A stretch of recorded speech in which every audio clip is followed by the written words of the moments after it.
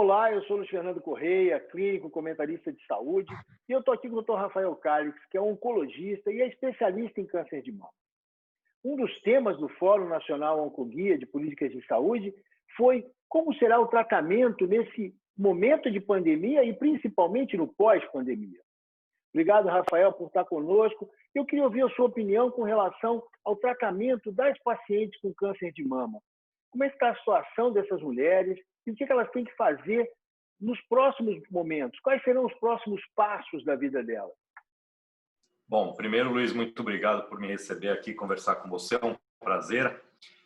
De fato, o Fórum de Políticas Públicas do Oncoguia discutiu bastante a questão do impacto da pandemia de Oncovid, do coronavírus, no que tange ao tratamento das pacientes, de todos os pacientes oncológicos, mas mais especificamente a gente vai falar das pacientes com câncer de mama. E o que a gente descobriu? Primeira coisa é que não existe uma única realidade durante esta pandemia. Então, tem áreas onde neste momento está se chegando a um pico de infecções, tem outras áreas onde o pico já passou, tem áreas onde o sistema de saúde está mais bem preparado para acolher pacientes que não tenham Covid, e outras áreas onde ainda os hospitais são majoritariamente covidários, então, nesses lugares existe alguma restrição para que pacientes sem infecção vão para os seus atendimentos. Então, isso está muito variável, não só no Brasil, mas no mundo inteiro. Mas, paralelamente a isso, a gente aprendeu que aquela decisão no primeiro momento, quando a gente ainda não conhecia o suficiente essa pandemia, de dizer para tudo aquilo que não é estritamente essencial ou urgente, no que tange ao câncer, aquilo pode ser um erro. Por quê? Porque câncer não espera, né? Então, enquanto a mortalidade para pacientes que se infectam com Covid deve ser algo em torno de 0,5% ou 1%, ou se você pega uma população mais idosa, com mais comorbidade, deve ser mais alta, pacientes com câncer que perdem o timing correto para o seu tratamento, seja cirúrgico, seja tratamento sistêmico, eles perdem uma porcentagem significativa da chance de cura. Então, a gente simplesmente dizer para todo mundo homogeneamente, olha, atrase o próximo tratamento, não vai acontecer nada, vamos agora esperar a curva do Covid achatar, isso é um erro, né? E em se tratando de oncologia, isso é um erro grave potencialmente. Então, hoje, o que a gente sabe? Primeiro, se o hospital ou a clínica estiver preparada para um fluxo relativamente adequado, onde se mede a temperatura de quem está entrando para fazer uma mamografia, se pergunta se tem qualquer sintoma, se esta mulher não tem nenhum sintoma e está indo fazer a sua mamografia de rastreamento, que estava na hora de fazer, ela deve continuar indo fazer. Agora, se ela mora numa cidade onde o único centro de saúde que tem um mamógrafo é um covidário, aí provavelmente ela não deve fazer, ela deve adiar alguns meses. E aqui a gente está falando da parte de rastreamento. Então, a recomendação neste momento é, desde que vocês tenham à disposição uma estrutura de rastreamento minimamente preparada para receber pacientes que não têm Covid, você deve sim proceder com o seu rastreamento, porque ele permite um diagnóstico mais precoce e, portanto, uma chance de cura de um eventual câncer muito maior.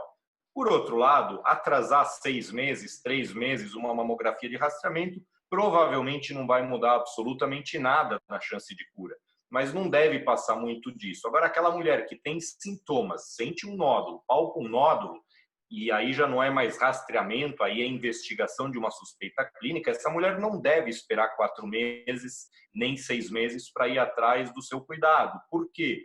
Porque esses 4 ou 6 meses poderiam implicar numa progressão da doença, que faria com que a doença fosse muito menos curável. Então, isso do que tange ao rastreamento. Agora, do ponto de vista de tratamento para alguém que já tem um diagnóstico de câncer, devo ou não atrasar a cirurgia? Devo ou não atrasar o início do tratamento pré-operatório? A resposta é não. Você não deve atrasar a cirurgia, não deve atrasar o tratamento pré-operatório, exceto se a equipe médica assim considerar adequado. Isso não pode ser decidido numa ligação telefônica ou uma mensagem de WhatsApp. Isso tem que ser uma coisa muito bem conversada, muito bem explicada. E aqui entram variáveis como o subtipo de câncer com o qual a gente está lidando. Então, existem cânceres de mama mais agressivos, para os quais a gente não pode esperar nada. Existem cânceres de mama menos agressivos, eventualmente aquelas pacientes mais idosas com tumor que tem muito receptor de hormônio, que pode ser tratado com comprimido de hormonioterapia por alguns meses ou vários meses, antes de se proceder com a cirurgia, e para essas mulheres seria razoável esperar e adiar o procedimento cirúrgico, porque no contexto de uma pandemia a gente sabe que pacientes no pós-operatório têm um risco um pouco aumentado de infecção e de severidade de uma infecção eventual pelo Covid. Mas a gente recomenda formalmente que nenhuma paciente tome unilateralmente a decisão de deixar de ir ao seu médico se ela já tem um diagnóstico de câncer, porque isso pode ter uma implicação muito deletéria na chance dela ficar curada. Agora vamos falar um pouco daquela paciente que já tem uma doença em tratamento, seja um tratamento pós-operatório, que a gente chama de adjuvante, seja o tratamento da doença metastática. Esta paciente também, ela não deve de maneira nenhuma deixar de cumprir o cronograma do seu tratamento à risca, excetuando aquelas pacientes para as quais a equipe médica considerar que pode ser seguro mudar o tratamento. Então, por exemplo, existem quimioterapias que às vezes a gente dá semanalmente, só que eu não quero que a minha paciente venha semanalmente ao ambiente hospitalar por algum motivo, porque tem muito caso de Covid e coisa assim. Eu posso mudar esta quimioterapia para ser administrada a cada 2 semanas e com isso a paciente viria metade das vezes para o ambiente hospitalar. Mas isso é uma decisão médica, isso não é uma decisão que pode ser tomada por uma paciente unilateralmente. Em relação à radioterapia, durante a pandemia, o que se começou a fazer com mais intensidade é o que a gente chama de um hipofracionamento, ou seja, uma dose maior de radiação por dia de tratamento num número menor de dias, então encurtando a duração do tratamento, e isso, mais uma vez, só pode ser decidido pelo radio-oncologista, com base em dados científicos que mostram que a eficácia deste tratamento é igual ou praticamente igual, e a segurança do ponto de vista de expor um menor número de dias ao ambiente hospitalar num centro de radioterapia, obviamente pode poupar a paciente de um risco excessivo de infecção. Então, não é uma fórmula tão simples, Luiz. Eu não consigo dar uma receita de bolo para qualquer mulher com câncer de mama que esteja nos ouvindo. É muito individualizado. E aí eu posso dizer isso para você e parece que é uma solução fácil, mas aquela paciente que se trata no SUS e que recebeu uma ligação telefônica dizendo, olha, tua consulta foi adiada por causa da pandemia, ela pode agora ficar apavorada, porque ela diz, puxa vida, o Rafael está dizendo que é para eu não parar nada. E o centro de oncologia está me ligando e dizendo que foi adiada a minha consulta por X meses. Não sabem ainda quando vai ser agendado. O que eu faço? E o ideal é que essa paciente entre, sim, em contato com a sua equipe médica para conversar, ao menos que seja por telefone, por WhatsApp, por algum meio, conversar com a sua equipe médica sobre quão seguro é interromper ou adiar qualquer fase do tratamento, como está sendo proposto. E aí é que entra a grande novidade, vamos dizer assim, da autorização da telemedicina, que de fato facilita tremendamente esta comunicação e melhora em qualidade tremendamente a comunicação entre a equipe médica e os pacientes, comparativamente com o que a gente fazia antes, que era uma ligação telefônica, via uma secretária, via uma enfermeira. Então, agora com a telemedicina, a gente realmente pode fazer essas consultas virtuais. E o sonho nosso é que mesmo no SUS isso seja utilizado, se não emergencialmente agora durante a pandemia, quem sabe também depois da pandemia passar, ou dessa fase aguda da pandemia passar, que seja utilizado de maneira racional para aquelas pacientes que não requerem de fato uma visita presencial. E essas são as pacientes que estão fazendo o segmento pós-tratamento, ou que estão só tomando um comprimido de hormonioterapia já por alguns anos.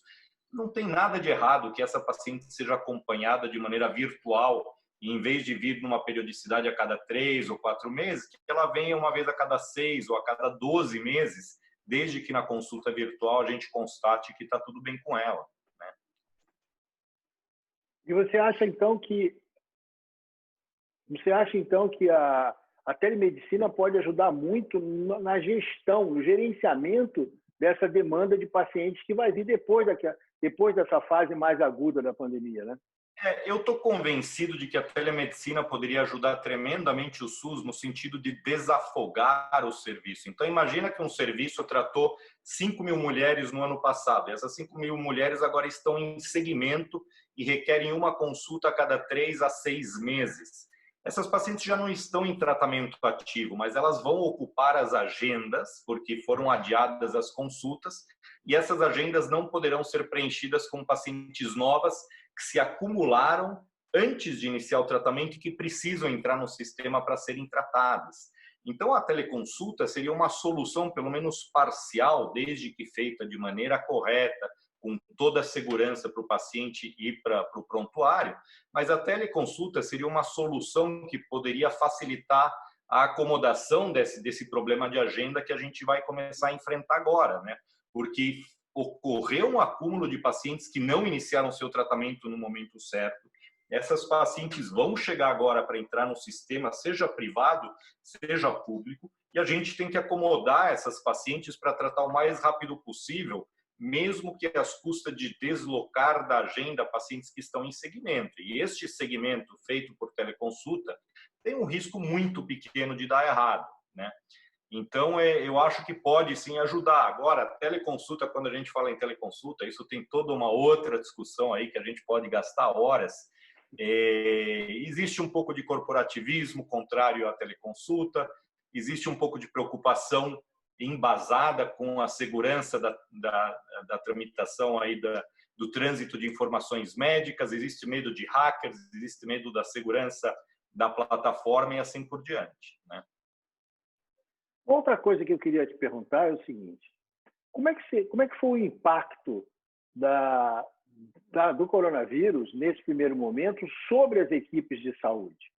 Porque a gente sabe que, mesmo não sendo uma especialidade que tenha sido deslocada para atender pacientes de coronavírus inicialmente, né, a oncologia sofreu impacto dentro das suas equipes da chegada do vírus, né?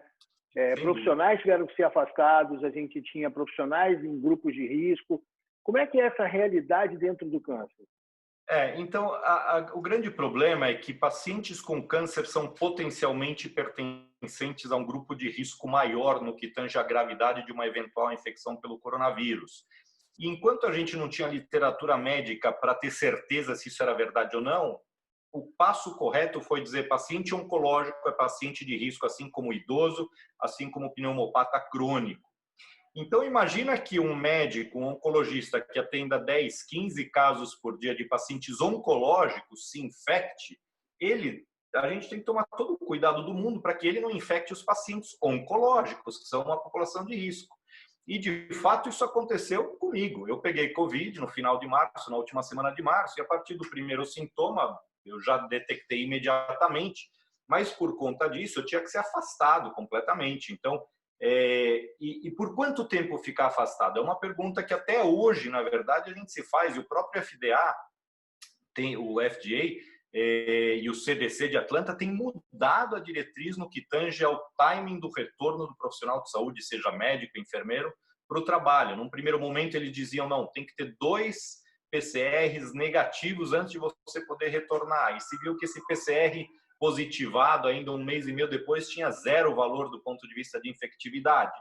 Então, isso foi mudando ao longo do tempo, mas o que eu posso te dizer é que houve sim um impacto nos centros de oncologia, onde muita gente foi afastada, mas como o impacto foi ainda maior no que tange a chegada de pacientes, isso não foi tão sentido. Então, tinha pouco paciente para ser visto para começo de conversa, e a minha ausência não afetou em nada porque alguém me substituiu com esse número pequeno de pacientes novos que estava chegando. E isso provavelmente foi o mesmo, foi semelhante no país inteiro, né? Diminuiu tanto o aporte de pacientes, seja novos, seja antigos, que a ausência de um ou outro profissional não teve um impacto tão grande.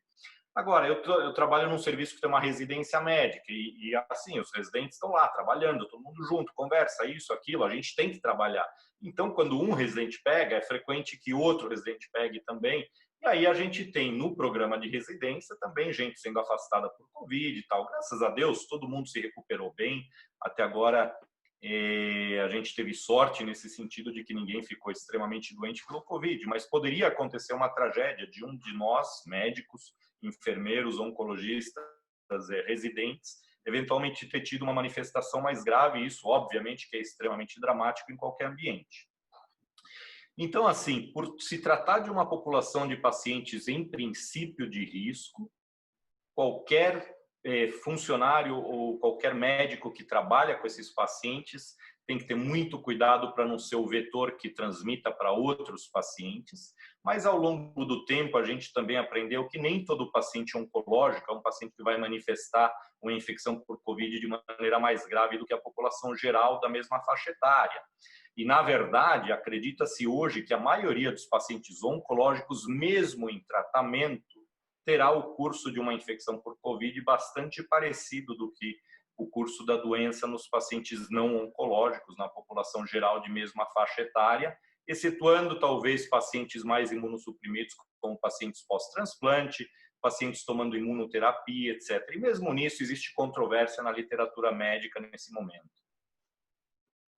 Bom, Rafael, quero te agradecer muito pela entrevista e a gente continua a cobertura do Fórum Oncoguia de Políticas de Saúde, trazendo para vocês informações sobre os temas discutidos com os especialistas que estão participando do fórum. Até a próxima. Obrigado, um abraço. Um abraço.